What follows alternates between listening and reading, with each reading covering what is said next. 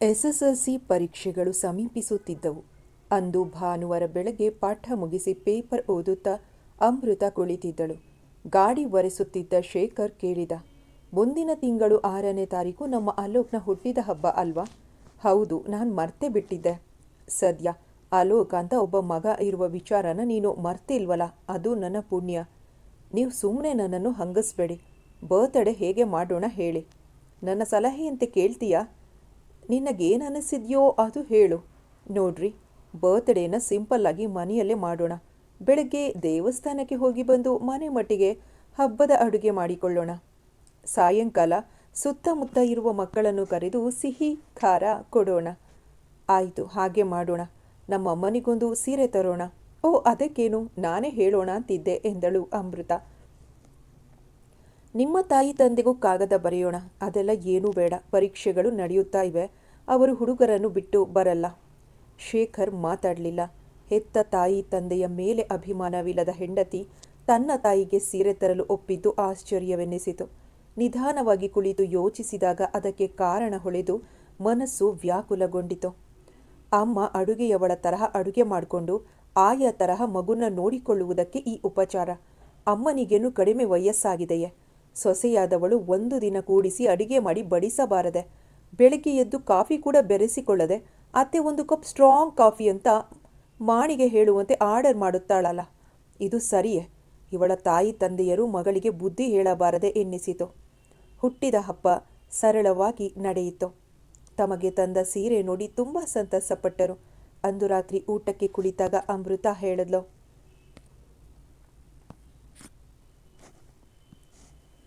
ನನಗೆ ನೆನಪೇ ಆಗಲಿಲ್ಲ. ಮಂಜು ಊರಿಗೆ ಬಂದಿದ್ದಿದ್ರೆ ಅವಳನ್ನಾದರೂ ಕರೆಯಬಹುದಿತ್ತು. ನಿಮ್ಮ ತಂದೆ ತಾಯಿನೇ ಕರೆಯದಿದ್ದ ಮೇಲೆ ಅವರು ಯಾಕೆ ಬಿಡು. ನಾನೇನೋ ಅವಳನ್ನು ಮೈಸೂರಿನಿಂದ ಕರೆಸಬಹುದಿತ್ತು ಅಂತ ಹೇಳಿದ್ನ.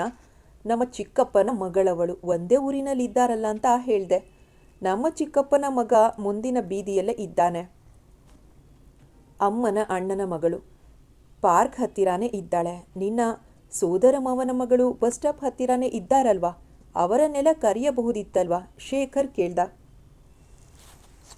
ಅಮೃತ ಮುಖ ಉದಿಸಿದಳು. ಅವರನ್ನೆಲ್ಲ ಕರೆಯುವುದಕ್ಕೆ ನೀನು ಒಪ್ತಿರ್ಲಿಲ್ಲ ಅಂತ ನನಗೆ ಗೊತ್ತು. ನಿಮ್ಮ ಚಿಕ್ಕಮ್ಮನ ಮಗಳು ಶ್ರೀಮಂತಳಾಗಿರುವುದರಿಂದ ನನಗವರ ಯೋಚನೆ ಬಂತು. ಹೌದು ರೀ, ನನಗೆ ಶ್ರೀಮಂತರನ್ನು ಕಂಡರೆ ಇಷ್ಟ. ಅವಳನ್ನು ಕರೆದಿದ್ದಿದ್ದೆ ಭಾರಿ ಉಡುಗೊರೆ ತಂದುಕೊಡ್ತಿದ್ಲು ಅನ್ನುವ ಆಸೆಯಿಂದ ಹಾಗೆ ಹೇಳಿದೆ. ನಿಮಗೀಗ ಸಮಾಧಾನವಾಯಿತು. ಹಣವಂತರಿಗೆ ಅಷ್ಟೊಂದು ಪ್ರಾಮುಖ್ಯತೆ ಕೊಡಬಾರ್ದು ಕಣೆ. ನಿಮ್ಮ ಉಪದೇಶ ನನಗೆ ಬೇಕಿಲ್ಲ. ಮಂಜು ಹಣವಂತಳು ಅಂತ ನಾನವಳ ಸಂಪರ್ಕ ಬೆಳೆಸಿಲ್ಲ. ನಾವಿಬ್ಬರು ಒಟ್ಟಿಗೆ ಬೆಳೆದವರು, ಒಟ್ಟಿಗೆ ಓದಿದವರು. ನಾವಿಬ್ಬರು ಎಷ್ಟು ಕ್ಲೋಸ್ ಅನ್ನುವುದು ನಿಮಗೇನು ಗೊತ್ತು? ನಿನಗೆ ಅವಳ ಮೇಲೆ ಅಷ್ಟೊಂದು ಅಭಿಮಾನವಿದ್ರೆ ಆಕೆ ಪ್ರೆಗ್ನೆಂಟ್ ಅಂತ ತಿಳಿದ ಮೇಲೆ ಯಾಕೆ ಒಂದು ಸಲಿನೂ ನೋಡ್ಕೊಂಡು ಬರಲಿಲ್ಲ? ಅವಳನ್ನು ಊಟಕ್ಕೆ ಕರೆದು ಉಪಚಾರ ಮಾಡಲಿಲ್ಲ? ಅವಳು ಊರಲ್ಲಿದ್ದಾಳೋ ಇಲ್ವೋ ಅಂತ ತಿಳಿದುಕೊಳ್ಳುವುದಕ್ಕೆ ನಿನಗೆ ಬಿಡುವಿಲ್ಲ ಅಲ್ವಾ? ಶೇಖರ್ ವ್ಯಂಗ್ಯವಾಗಿ ಪ್ರಶ್ನಿಸಿದ. ಸಾಕು, ಜಗಳ ನಿಲ್ಲಿಸೋ. ಬೆಳಗ್ಗೆ ಎಲ್ಲ ಸಂತೋಷದಿಂದಿದ್ದು ಉಂಡು ಮಲಗುವ ಹೊತ್ತಿಗೆ ಇದೆಂತಹ ಜಗಳ? ಸರೋಜಮ್ಮ ಗದರಿದರು. ಶೇಖರ್ ನಗುತ್ತಾ ಎದ್ದು ಹೋದ. 1 ವರ್ಷದ ಅಲೋಕ ತೊದಲ್ನುಡಿಗಳನ್ನಾಡುತ್ತಾ ಪುಟ್ಟ ಪುಟ್ಟ ಹೆಜ್ಜೆ ಇಡುತ್ತಾ ಮನೆ ತುಂಬ ಓಡಾಡುತ್ತಿದ್ದ. ಸರೋಜಮ್ಮನಿಗೆ ಅವನನ್ನು ಹಿಡಿಯುವುದು ತುಂಬ ಕಷ್ಟವಾಗಿತ್ತು.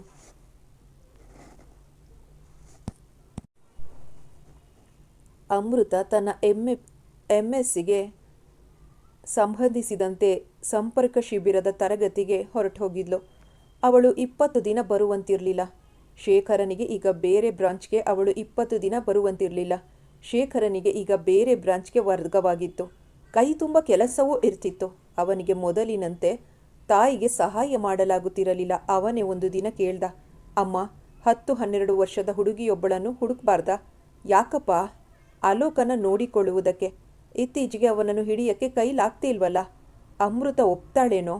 ಒಂದು ಹುಡುಗಿನ ಕೆಲಸಕ್ಕಿಟ್ಕೊಂಡ್ರಿ, ತಿಂಗಳಿಗೆ 100 ರೂಪಾಯಿ ಕೊಟ್ಟು ಒಂದು ಹೊತ್ತಿನ ಊಟ ತಿಂಡಿ ಕಾಫಿ ಕೊಡಬೇಕು, ವೃಥಾ ಖರ್ಚು ಅಂತಾಳೇನೋ? ನಾನೇ ಹೇಗಾದರೂ ಸಂಬಳ ಕೊಡ್ತೀನಮ್ಮ. ಒಟ್ಟಿನಲ್ಲಿ ನಿನಗೆ ತೊಂದರೆ ಆಗಬಾರ್ದು. ಒಂದು ಹುಡುಗಿನ ಹುಡ್ಕೋ. ಮಗ ತಮ್ಮ ಬಗ್ಗೆ ಕಾಳಜಿಯಿಂದ ಮಾತನಾಡಿದಾಗ ಸರೋಜಮ್ಮನಿಗೆ ತುಂಬ ಸಂತೋಷವಾಯಿತು. ಅವರು ಹುಡುಕಬೇಕಾಗಿಲ್ಲ. ಶ್ಯಾಮಲಾಳ ಮನೆಯಲ್ಲಿ ಕೆಲಸ ಮಾಡುತ್ತಿದ್ದ ಚಿಕ್ಕಿರಿಯ ಅಕ್ಕನ ಮಗಳು ಮಾದೇವಿ ಕೆಲಸಕ್ಕಾಗಿ ಮನೆ ಹುಡುಕ್ತಿದ್ಲು. ಅಲೋಕ ಆಗಾಗ್ಗೆ ಅಲ್ಲಿಗೆ ಬರ್ತಿದ್ದ. ಮಾದೇವಿಯ ಪರಿಚಯವೂ ಅವನಿಗಿತ್ತು. ಅವಳು ಅಲೋಕಮ್ಮ ನೋಡಿಕೊಳ್ಳಲು ಸಂತೋಷದಿಂದ ಒಪ್ಕೊಂಡ್ಳು.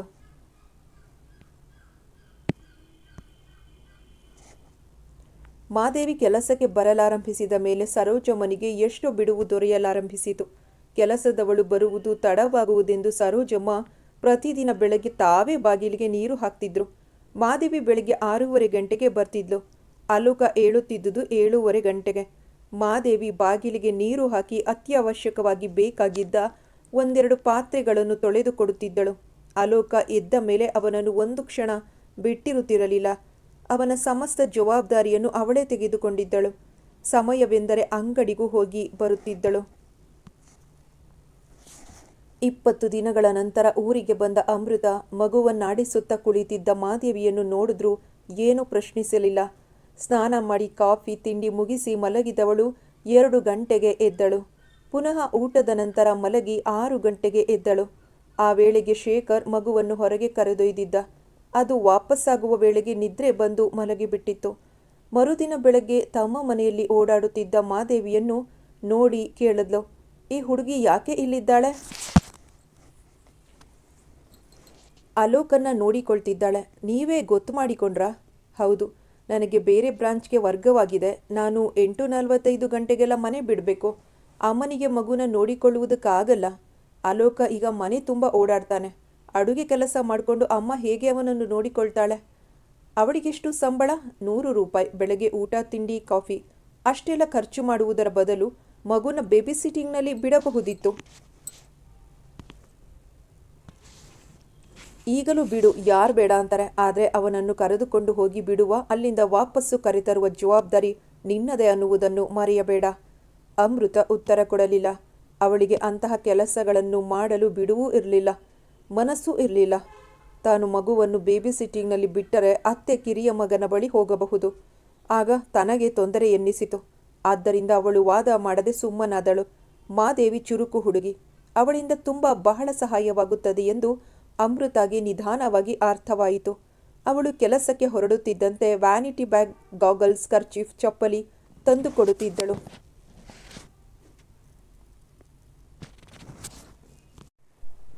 ಅವಳು ಕೆಲಸದಿಂದ ಬಂದೊಡನೆ ಡಬ್ಬಿ ತೆಗೆದು ತೊಳೆದಿಟ್ಟು ಅವಳು ಬಿಚ್ಚಿದ ಸೀರೆ ಮಡಿಸುತ್ತಿದ್ದಳು.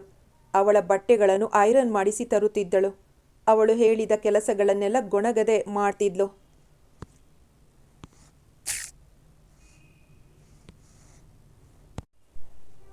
15 ದಿನ ಕಳೆಯಿತು. ಒಂದು ದಿನ ಮಂಜುಳಾ ಅವಳಿಗೆ ಫೋನ್ ಮಾಡಿದಳು. ಅಮೃತ, ಈ ಭಾನುವಾರ ಮಗುಗೆ ನಾಮಕರಣ ಇಟ್ಕೊಂಡಿದ್ದೇವೆ.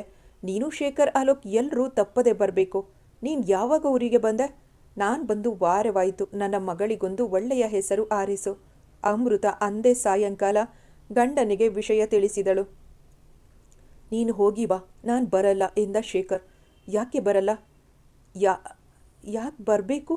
ಹೋದ್ವಾರ ನಮ್ಮ ಅತ್ತೆ ಮಗ ಬಾಲು ಮನೆ ಗೃಹ ಪ್ರವೇಶಕ್ಕೆ ನೀನು ಬಂದ್ಯಾ?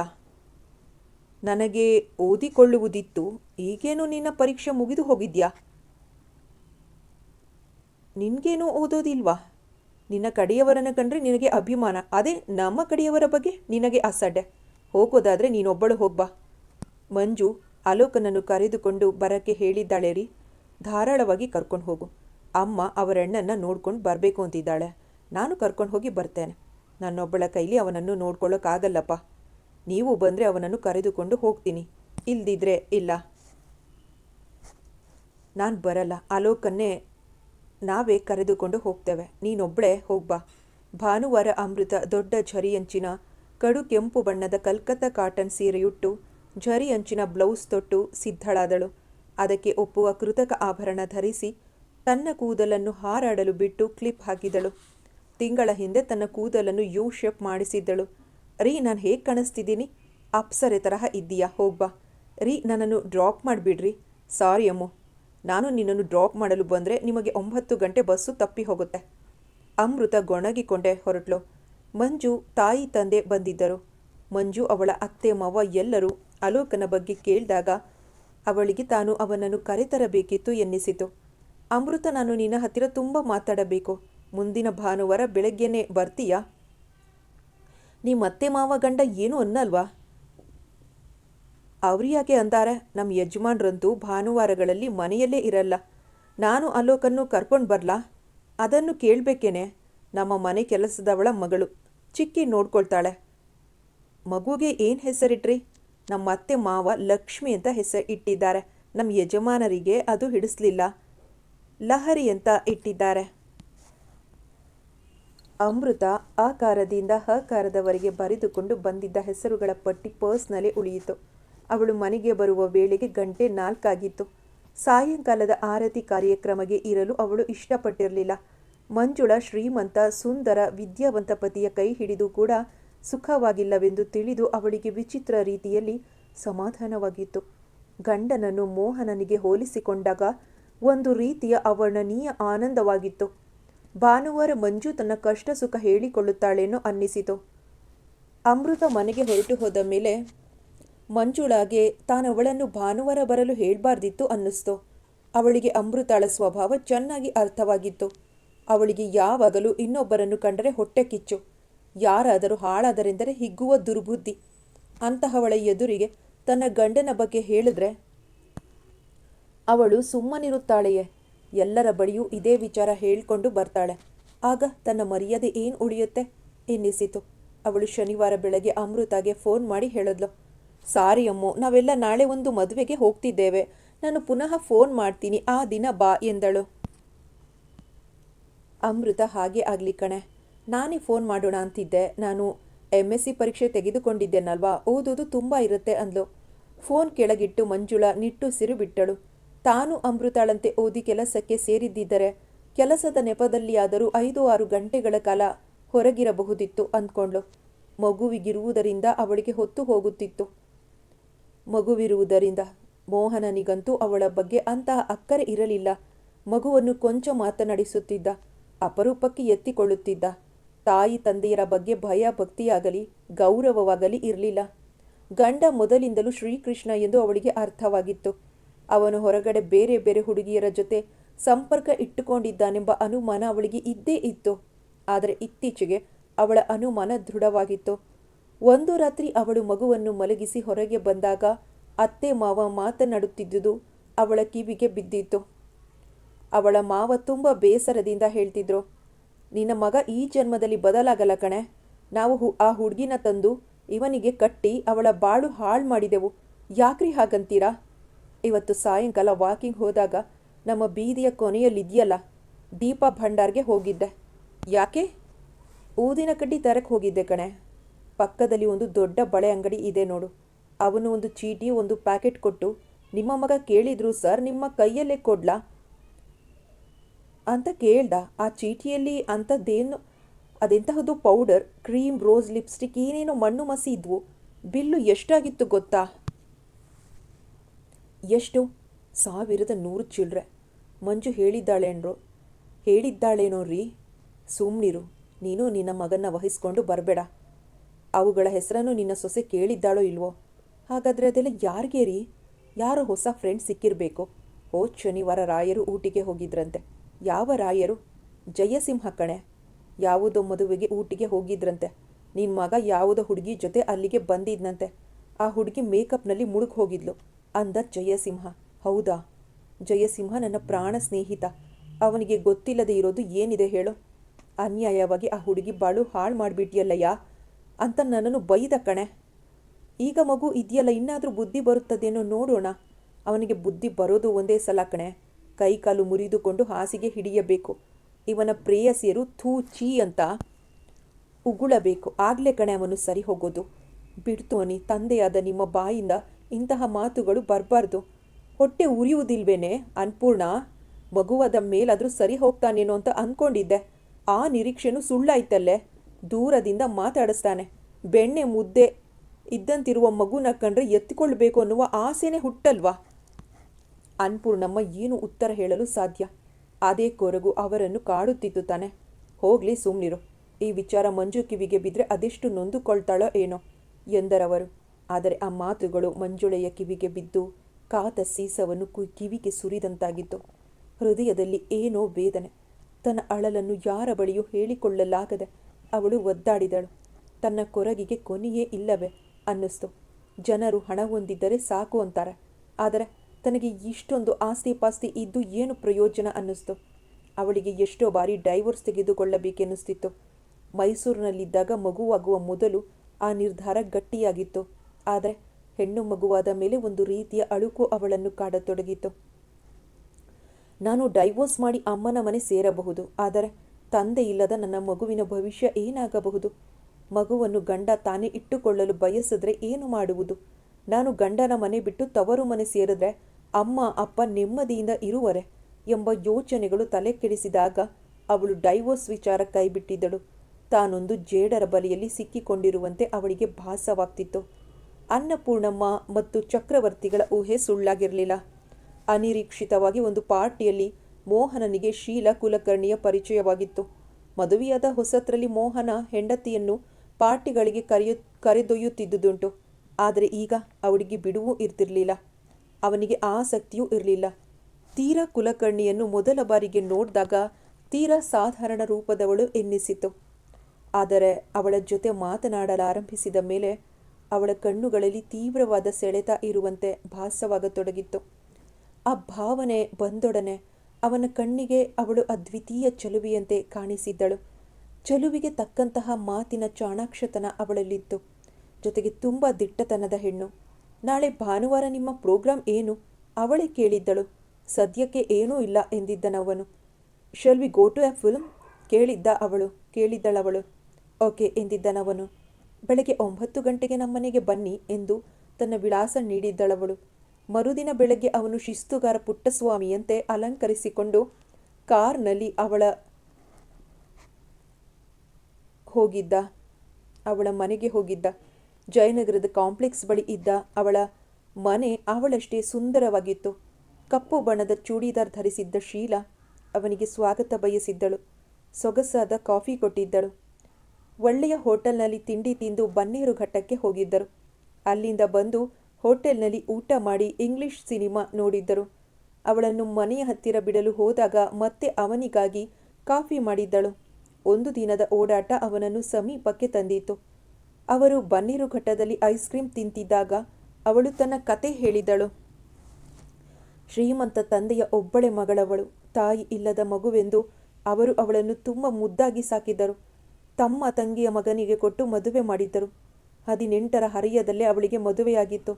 ಅವಳಿಗೆ ಆಗ ಮದುವೆಯ ಬಗ್ಗೆ ಅಂತಹ ಕಲ್ಪನೆಗಳೇನೂ ಇರಲಿಲ್ಲ. ಅತ್ತೆಯ ಮಗ ಸುರೇಶನ ಬಗ್ಗೆ ಅಭಿಮಾನವೂ ಇತ್ತು. ಮದುವೆಯಾಗುತ್ತಿದ್ದಂತೆ ಅತ್ತೆ ಮನೆಯವರು ಅವಳ ಮನೆ ಸೇರಿದ್ದರು. ಸುರೇಶ BE ಮುಗಿಸಿ ಕಂಪನಿಯೊಂದರಲ್ಲಿ ಇಂಜಿನಿಯರ್ ಆಗಿದ್ದ. ಅತ್ತೆಗೆ ಸೊಸೆಯ ರೀತಿ ನೀತಿ ಎಂದು ಸರಿ ಹೋಗ್ತಿರ್ಲಿಲ್ಲ. ಅಣ್ಣನೆದುರಿಗೆ ಗದರಿಸಲಾರದೆ ಸುಮ್ಮನಿದ್ದರು. ಸುರೇಶ ತಾಯಿ ಹಾಕಿದ ಗೆರೆ ದಾಟುತ್ತಿರಲಿಲ್ಲ. ಅವಳ ತಂದೆ ಹೃದಯಾಘಾತದಿಂದ ಕಣ್ಮುಚ್ಚಿದ ಮೇಲೆ ಅತ್ತೆಯ ದರ್ಬಾರು ಜೋರಾಗಿತ್ತು. ಅವಳು ಕುಳಿತರೆ ತಪ್ಪು, ನಿಂತರೆ ತಪ್ಪು ಎನ್ನತೊಡಗಿದ್ದರು. ಸುರೇಶ ಅಮ್ಮ ಹೇಳಿದಂತೆ ಕೇಳು ಎನ್ನುತ್ತಿದ್ದ. ಕೊನೆಗೆ ಶೀಲಾ ಧೈರ್ಯ ತೆಗೆದುಕೊಂಡು ಸುರೇಶನನ್ನು ಡೈವೋರ್ಸ್ ಮಾಡಿ ಅವರನ್ನೆಲ್ಲ ಮನೆಯಿಂದ ಓಡಿಸಿದ್ದಳು. ಆಸ್ತಿ ನನ್ನ ಹೆಸರಿಗಿದ್ದುದರಿಂದ ನನಗೆ ತೊಂದರೆಯಾಗಲಿಲ್ಲ. ನನಗೀಗ ಮದುವೆ, ಗಂಡ, ಮಕ್ಕಳು ಯಾವ ವಿಚಾರದಲ್ಲೂ ಆಸಕ್ತಿನೇ ಇಲ್ಲ. ನನಗೆ ಸ್ವತಂತ್ರನಾದ ಪಕ್ಷಿಯಂತೆ ಇರುವುದಕ್ಕೆ ಆಸೆ. ನನಗೂ ಮದುವೆಯಲ್ಲಿ ದಾಂಪತ್ಯ ಜೀವನದಲ್ಲಿ ಆಸಕ್ತಿ ಉಳಿದಿಲ್ಲ ಶೀಲಾ. ವಲ್ಲದ ಹುಡುಗಿಯ ಕೈ ಹಿಡಿದು ಒದ್ದಾಡ್ತಿದ್ದೇನೆ. ಅವಳು ನನಗೆ ಯಾವ ರೀತಿಯಲ್ಲೂ ಸರಿಯಾಗಿಲ್ಲ. ನಮ್ಮ ತಂದೆ ತಾಯಿ ಬಲವಂತಕ್ಕೆ ತಾಳಿ ಕಟ್ಟಿದ್ದಾಯ್ತು. ನನ್ನ ಪುಣ್ಯ, ನನ್ನ ಮಗಳು ನನ್ನ ತರಹ ಇದ್ದಾಳೆ. ನನ್ನ ಹೆಂಡತಿ ಬಗ್ಗೆ ನನಗೆ ಪ್ರೀತಿನೇ ಇಲ್ಲ ಎಂದು ತನ್ನ ದುಃಖ ತೋಡಿಕೊಂಡಿದ್ದ. ಶೀಲಾಳ ಪರಿಚಯವಾದ ಮೇಲೆ ಸುಳ್ಳು ಹೇಳಿ ಊಟಿ, ಮೈಸೂರು, ಮದ್ರಾಸ್ ಎಂದು ಅಲೆಯತೊಡಗಿದ್ದ. ಅವಳನ್ನು ಉಡುಗೊರೆಗಳಲ್ಲಿ ಮುಳುಗಿಸಿದ್ದ. ಮೋನಿ, ನನಗೆ ಇವೆಲ್ಲ ಏನೂ ಬೇಡ. ಇದನ್ನೆಲ್ಲ ಕೊಂಡುಕೊಳ್ಳುವ ಶಕ್ತಿ ನನಗಿದೆ. ನನಗೆ ನೀನು ಬೇಕು ಎನ್ನುತ್ತಿದ್ದಳು ಶೀಲಾ. ನಾನು ಮಂಜುನ ಡೈವೋರ್ಸ್ ಮಾಡಿ ನಿನ್ನನ್ನು ಮದುವೆಯಾಗ್ತೀನಿ ಶೀಲಾ ಎನ್ನುತ್ತಿದ್ದ. ಬೇಡ, ನನಗೆ ಮದುವೆ ಇಷ್ಟವಿಲ್ಲ. ನನಗೋಸ್ಕರ ನೀನು ಯಾಕೆ ಆ ಹುಡುಗಿನ ಡೈವೋರ್ಸ್ ಮಾಡ್ತೀಯಾ? ನಾನು ನಿನ್ನನ್ನು ಮದುವೆಯಾಗು ಅಂತ ಒತ್ತಾಯಿಸಲ್ಲ. ಯಾಕೆ ಚಿಂತೆ ಎನ್ನುತ್ತಿದ್ದಳು. ಇತ್ತೀಚೆಗೆ ಮಂಜುಳಾಗೆ ಗಂಡನ ಬಗ್ಗೆ ಇದ್ದ ಅಲ್ಪ ಸ್ವಲ್ಪ ಗೌರವವು ಮಾಯವಾಗಿತ್ತು. ಮಗಳನ್ನು ನೋಡಿ ತನ್ನ ದುಃಖ ಮರೆಯುತ್ತಿದ್ದಳು. ಅವಳಿಗೆ ಸಂಗೀತದಲ್ಲಿ ಆಸಕ್ತಿ ಇತ್ತು. ಮೈಸೂರಿನಲ್ಲಿದ್ದಾಗ ಜೂನಿಯರ್ ಪರೀಕ್ಷೆ ಪಾಸು ಮಾಡಿದ್ದಳು. ಈಗ ಸೀನಿಯರ್ ಪರೀಕ್ಷೆಗೆ ಕುಳಿತುಕೊಳ್ಳಲು ನಿಶ್ಚಯಿಸಿದ್ದಳು. ಅವಳತ್ತೆ ಮಗುವನ್ನು ನೋಡಿಕೊಳ್ಳುತ್ತಿದ್ದುದರಿಂದ ಮಗುವಿನ ಚಿಂತೆ ಅವಳಿಗಿರಲಿಲ್ಲ. ಒಂದು ಕೆಲಸದ ಹುಡುಗಿಯನ್ನು ಗೊತ್ತು ಮಾಡಿದ್ದರು. ಅವಳ ಮಾವ ಅವಳ ಆಸೆಗೆ ಅಡ್ಡಿ ಬರಲಿಲ್ಲ. ಮನೆಯ ಹತ್ತಿರವೇ ಇದ್ದ ಸಂಗೀತ ಪಾಠ ಹೇಳುವ ವಸಂತಲಕ್ಷ್ಮಿ ಬಳಿ ಮಂಜುಳಾ ಪಾಠಕ್ಕೆ ಹೋಗಲಾರಂಭಿಸಿದಳು. ಅಮೃತ ತನ್ನ ಕೆಲಸಕ್ಕೆ ರಾಜೀನಾಮೆ ಕೊಡುವ ನಿರ್ಧಾರ ಕೈಗೊಂಡಿದ್ದಳು. ಇರುವ ಕೆಲಸ ಬಿಟ್ಟು ನೀನು ಪ್ರೈವೇಟ್ ಕಾಲೇಜಿನಲ್ಲಿ ಕೆಲಸ ಮಾಡೋದು ಸರಿಯಾಗಿ ಕಾಣ್ತಿಲ್ಲ ಅಮೃತ. ಪ್ರೈವೇಟ್ ಕಾಲೇಜಿನಲ್ಲಿ ಸಂಬಳನೂ ಕಡಿಮೆ, ಕೆಲಸನೂ ಪರ್ಮನೆಂಟ್ ಆಗಿರಲ್ಲ. ನೋಡ್ರಿ, ನಿಮಗಿದೆಲ್ಲ ಅರ್ಥವಾಗಲ್ಲ. ನಾನು ಹೈಸ್ಕೂಲ್ನಲ್ಲೇ ಇರುವುದಾಗಿದ್ದಿದ್ರೆ ಇಷ್ಟು ಕಷ್ಟಪಟ್ಟು MSc ಯಾಕೆ ಮಾಡಬೇಕಿತ್ತು? ಕಾಲೇಜಿಗೆ ಹೋದರೆ ನಾನು ಲೆಕ್ಚರರ್ ಅನ್ನಿಸಿಕೊಳ್ತೇನೆ. ಆಗ ವಿದ್ಯಾರ್ಥಿಗಳು ನನ್ನ ಹತ್ತಿರ ಪಾಠಕ್ಕೆ ಬರ್ತಾರೆ. ನೀನು ಕಾಲೇಜಿಗೆ ಸೇರಿದ ತಕ್ಷಣ ಪಾಠಕ್ಕೆ ಬಂದ್ಬಿಡ್ತಾರಾ? 1-2 ವರ್ಷಗಳು ಕೊಂಚ ಕಷ್ಟವಾಗಬಹುದು. ನಾನು ಹೊಂದ್ಕೋಬೇಕು. ಕಾಲೇಜಿಗೆ ಸೇರಿದರೆ ತುಂಬ ಬಿಡುವು ಸಿಗುತ್ತದೆ. ಆಗ SSLC ಸ್ಟೂಡೆಂಟ್ಸ್ಗೂ ಪಾಠ ಹೇಳಬಹುದು. ನಿನ್ನಿಷ್ಟ. ಅದ್ಯಾಕೆ ದುಡ್ಡು ದುಡ್ಡು ಅಂತ ಒದ್ದಾಡ್ತೀಯೋ ಏನೋ. ಪ್ರಪಂಚದಲ್ಲಿ ಹಣವೇ ಸರ್ವಸ್ವವೇನೆ ಅಮೃತ. ನೋಡ್ರಿ, ಮನುಷ್ಯ ಬದುಕಿನಲ್ಲಿ ಮೇಲೆ ಬರಬೇಕು ರೀ. ನಮ್ಮನೆ ನೋಡಿ ಹೇಗಿದೆ? ಯಾರನ್ನಾದರೂ ಮನೆಗೆ ಆಹ್ವಾನಿಸುವ ಹಾಗಿದೆಯಾ? ನಮ್ಮ ಮನೆಯಲ್ಲಿ ಏನಿದೆ ಹೇಳಿ? ನಾನು ಅತ್ರು ಕರೆದು ಮಾಡಿದ್ದಕ್ಕೆ ಒಂದು ಕಪ್ಪು ಬಿಳುಪಿನ TV ತಂದಿಟ್ಟಿದ್ದೀರಾ? Colour TV, fridge, washing machine ತಗೋಬೇಕು. ಒಳ್ಳೆಯ ಜಾಗದಲ್ಲಿ ದೊಡ್ಡ ಮನೆ ಕಟ್ಟಿಸ್ಬೇಕು. ಮನೇನ ಚೆನ್ನಾಗಿ ಡೆಕೋರೇಟ್ ಮಾಡಬೇಕು. ಫೋನ್, ಕಾರು ಎಲ್ಲ ಇರಬೇಕು. ಮನೇನ ಚೆನ್ನಾಗಿ ಡೆಕೋರೇಟ್ ಮಾಡಬೇಕು. ಅಲೋಕನನ್ನು ರಾಜಕುಮಾರನ ಹಾಗೆ ಸಾಕಬೇಕು. ಅವನನ್ನು ಇಂಜಿನಿಯರೋ ಡಾಕ್ಟರೋ ಮಾಡಬೇಕು. ಮೈ ತುಂಬ ಒಡವೆಗಳಿರಬೇಕು. ಬೀರು ತುಂಬ ಸೀರೆಗಳಿರಬೇಕು. ಸಾಕು ಅಮ್ಮು. ಮನುಷ್ಯನಿಗೆ ಇಷ್ಟೊಂದು ಆಸೆಗಳು ಇರಬಾರ್ದು. ಆಸೆ ಇರುವುದರಿಂದಲೇ ಬದುಕಿಗೆ ಗುರಿ ಇರೋದು ರೀ. ನೋಡ್ತೀರಿ, ಇನ್ನು 5-6 ವರ್ಷಗಳಲ್ಲಿ ಈ ಅಮೃತ ಏನೇನು ಮಾಡ್ತಾಳೆ ಅಂತ ಎಂದಳು. ಅಮೃತ ಒಂದು ರೀತಿಯ ಛಲದಿಂದ. ಶೇಖರ್ ನಿಟ್ಟುಸಿರು ಬಿಟ್ಟ. 4 ತಿಂಗಳಲ್ಲಿ ಅಮೃತ ತನ್ನ ಕಾಲೇಜಿಗೆ ರಾಜೀನಾಮೆ ಕೊಟ್ಟು ಇಂದಿರಾನಗರದಲ್ಲಿ ಪ್ರಾರಂಭವಾಗಿದ್ದ ಶ್ರೀ ವಾಸವಾಂಬ ಕಿರಿಯ ಕಾಲೇಜಿನಲ್ಲಿ ಗಣಿತದ ಉಪನ್ಯಾಸಕಿಯಾಗಿ ಸೇರಿದ್ಲು. ಮನೆಯಲ್ಲಿ 10ನೇ ತರಗತಿಯ ವಿದ್ಯಾರ್ಥಿನಿಯರಿಗೆ ಪಾಠ ಹೇಳಲಾರಂಭಿಸಿದಳು. ಸಂಬಳ ಕಡಿಮೆ ಇದ್ದರೂ ಪಾಠಗಳಿಂದ ಸಾಕಷ್ಟು ಹಣ ಬರುತ್ತಿತ್ತು. ಅಲೋಕನಿಗೆ ಈಗ 4ನೇ ವರ್ಷ ನಡೆಯುತ್ತಿತ್ತು. ಅವನೀಗ ಮುದ್ದಾಗಿ ಮಾತನಾಡುತ್ತಿದ್ದ. ಅಜ್ಜಿಗಂತೂ ಮೊಮ್ಮಗನೆಂದರೆ ಪಂಚಪ್ರಾಣ. ಶೇಖರ್ ಆಫೀಸ್ನಿಂದ ಬಂದೊಡನೆ ಮಗುವನ್ನು ಸುತ್ತಾಡಲು ಕರೆದೊಯ್ಯುತ್ತಿದ್ದ. ಅಮೃತಗೆ ಬಿಡುವು ಸಿಗುತ್ತಿದ್ದರೂ ಮಗುವಿನ ಜೊತೆ ಕಾಲ ಕಳೆಯಲು ಬಿಡುವಿರುತ್ತಿರಲಿಲ್ಲ. ದಣಿದ ದೇಹಕ್ಕೆ ವಿಶ್ರಾಂತಿಯ ಅಗತ್ಯವಿರುತ್ತಿತ್ತು. ಅವಳು ಕಾಲೇಜಿನಲ್ಲಿ ಒಳ್ಳೆಯ ಲೆಕ್ಚರರ್ ಎಂದು ಹೆಸರು ಗಳಿಸಿದ್ದಳು. ಮೊದಲನೇ PUCಯ ವಿದ್ಯಾರ್ಥಿಗಳು ಈಗಾಗಲೇ ಬಂದು ಪಾಠ ಹೇಳಿ ಮೇಡಮ್ ಎಂದು ಒತ್ತಾಯಿಸತೊಡಗಿದ್ದರು. ಈ ಮಧ್ಯ ಶಂಕರನ ಮದುವೆ ನಿಶ್ಚಯವಾಯಿತು. ಹುಡುಗಿ ಟೆಲಿಫೋನ್ಸ್ನಲ್ಲಿ ಕೆಲಸದಲ್ಲಿದ್ದಳು. ಲಕ್ಷಣವಾಗಿದ್ದಳು. ಸರೋಜ ಮನೆಗೆ ಹುಡುಗಿ ಒಪ್ಪಿಗೆಯಾಗಿದ್ದಳು. ಆದರೆ ಶೇಖರನಿಗೆ ಸಮಾಧಾನವಿರಲಿಲ್ಲ. ಶಂಕರ, ನೀನು ಕೆಲಸದಲ್ಲಿ ಇಲ್ಲದೆ ಇರುವ ಹುಡುಗಿಯನ್ನು ಮದುವೆಯಾಗಬೇಕಿತ್ತು ಎಂದ.